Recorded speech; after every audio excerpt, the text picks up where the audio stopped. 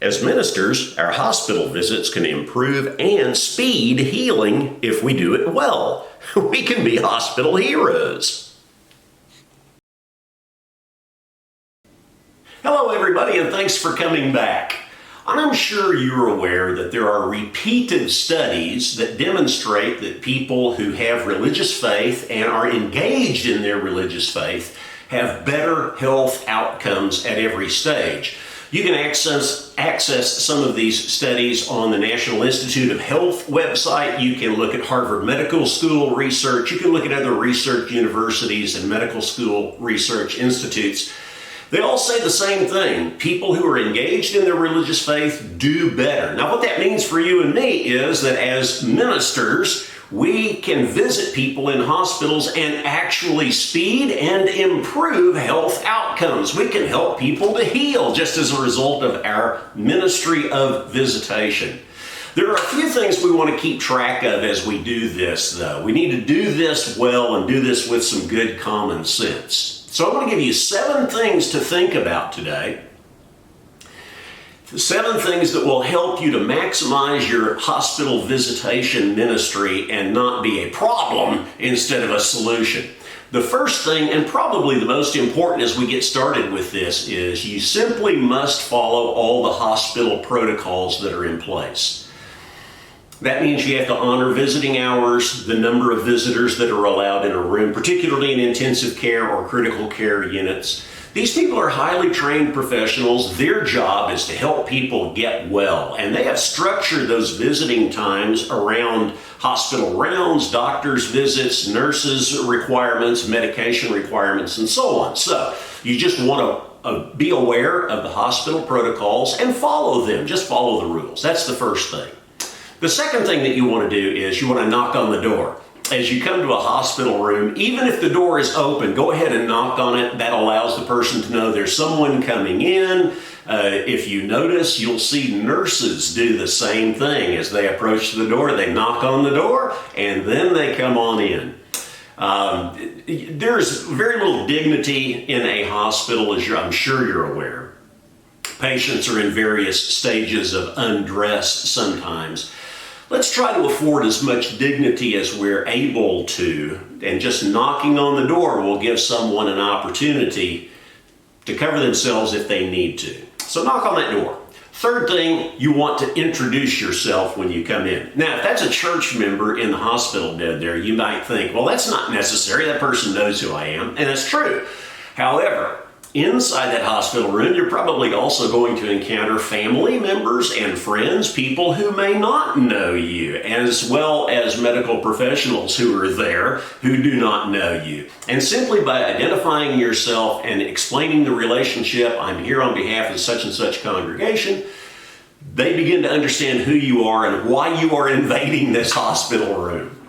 So a fourth thing would be this. Please be upbeat. Be positive about this. It's important to project a good image there. At the same time, you need to let the patient do the talking. Let them talk. Let them tell their story. Please be careful not to inject yourself into this by talking about your hospital stay or your illness, or you had an uncle who had this, or an aunt who dealt with that, or a cousin. Don't do that. Let that patient talk and let that patient tell their story. It's important to them, and it should be. Meanwhile, you're just upbeat and positive, encouraging them when they're healing. And then the fifth thing is, if a doctor or a nurse enters the room, you need to offer to leave. They may tell you it's not necessary. If a nurse is just coming in to take some vital signs, blood pressure, pulse rate, and so on, they may tell you everything is fine.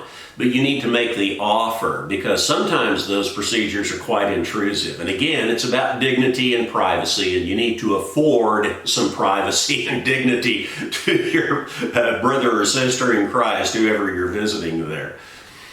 A sixth thing, and this is hard for those of us who like to talk, you need to guard against a couple of things. First of all, you need to guard yourself against offering any kind of medical advice. You're not a physician, you're not a surgeon, and we shouldn't be telling people what they need to do in order to be healed.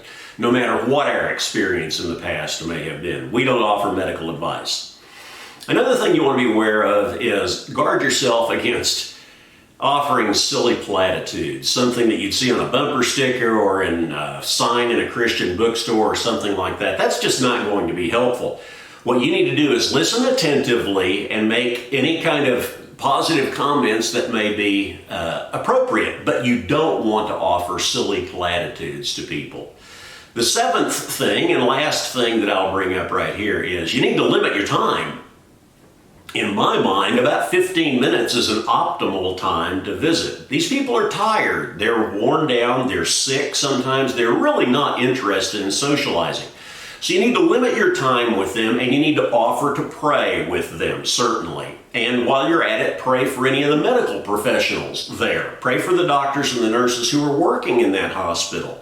That encourages them, it encourages the patient at the same time. So you just need to offer to pray.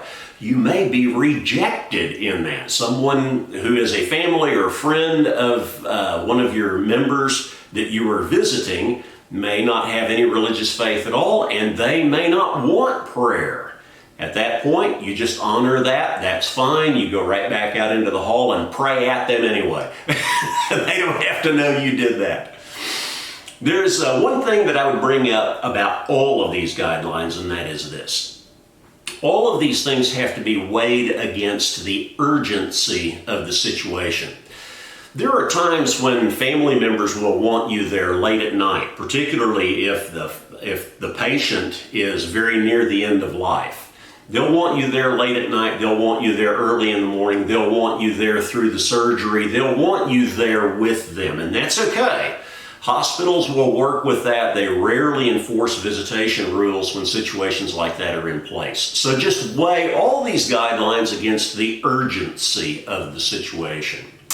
This is not hard. It's mostly just common sense and your natural concern for your brothers and your sisters in Jesus Christ. So we exercise our ministry, and we find that ministry matters. It always matters, but sometimes it matters in surprising and powerful ways.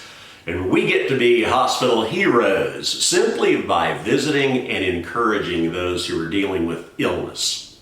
God bless you in your ministry.